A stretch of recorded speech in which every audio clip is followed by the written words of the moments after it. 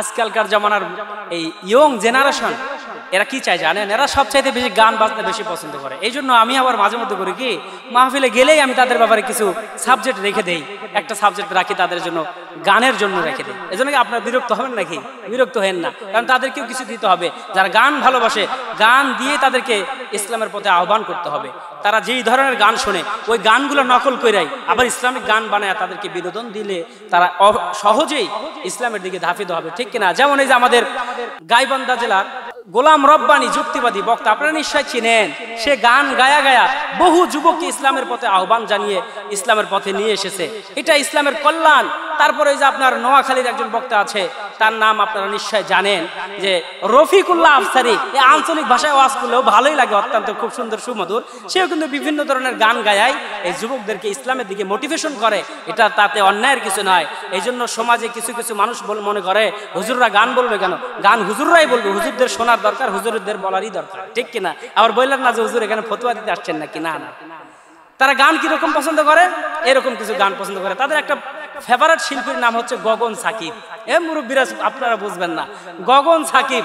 এরা young generation, এই চ্যাংরা ব্যাংরারা সব ভালো বুঝবে। সে গান গায়, কি গান গায়? হাতে আমার নেশার বোতল, চক্ষু দুইটা লাল, প্রিয়ার কথা ভেবে ভেবে হয় আমার সকাল।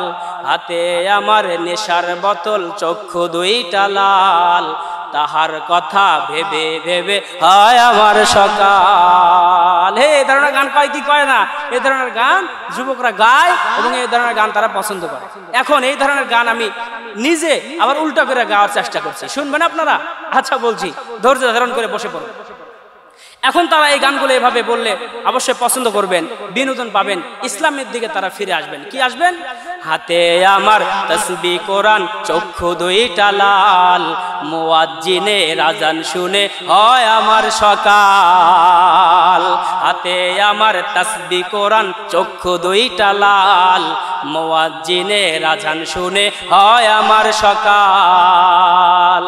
আজ আবেগ দিয়া তাহাজ্জুদের নামাজে দাঁড়াইছি, পাগল হইয়া আল্লাহর প্রেমে পারি জমাইছি, ঠিক কিনা বলেন? আজ আবেগ দিয়া তাহাজ্জুদের নামাজে দাঁড়াইছি, পাগল হইয়া আল্লাহর প্রেমে পারি জমাইছি। মসজিদটা আমার ফেরেশতা ভরা পবিত্র স্থান, মসজিদের সাথে হয় না আরি, হয় না অভিমান। মসজিদটা আমার ফেরেশতায় ভরা পবিত্র স্থান, মসজিদের সাথে হয় না আরি, হয় না অভিমান। আজ আবেগ দিয়া তাহাজ্জুদের নামাজে দাঁড়াইছি, পাগল হইয়া আল্লাহর প্রেমে পারি জমাইছি। হাতে আমার তাসবিহ কোরআন, চক্ষু দুইটা লাল, আল্লাহর প্রেমে পাগল হইয়া হয় আমার সকাল। হাতে আমার তাসবিহ কোরআন, চক্ষু দুইটা লাল, মুয়াজ্জিনের আযান শুনে হয় আমার সকাল। ঘরটায় আমায় রহমতে ভরা পবিত্র স্থান, ঘরের সাথে হয় না আরি, হয় না অভিমান। ঘরটায় আমার ফেরেশতায় ভরা পবিত্র স্থান, ফেরেশতার সাথে হয় না আরি, হয় না অভিমান। আজ আবেগ দিয়া তাহাজ্জুদের নামাজে দাঁড়াইছি, পাগল হইয়া আল্লাহর প্রেমে পারি জমাইছি, ঠিক কিনা বলেন ভাইয়ারা আমার, বন্ধুরা আমার, ভাইয়ারা আমার? তাহাজ্জুদের নামাজে দাঁড়ায় যদি আল্লাহর প্রেমে পারি জমানো যায়, ইহকালীনেও শান্তি এবং পরকালীনও মুক্তি, ঠিক কিনা জোরে বলেন ভাইয়ারা আমার, বন্ধুরা আমার, ভাইয়ারা আমার? বিনোদনের জন্য আমি এই গান আপনাদেরকে বললাম না, এই জন্যই বললাম যুবক মানুষেরা বেশি গান পছন্দ করে, যাতে করে এই সুরটার মহব্বতেও হইলেও যেন আল্লাহর এই গাওয়া গানটা তারা শোনে।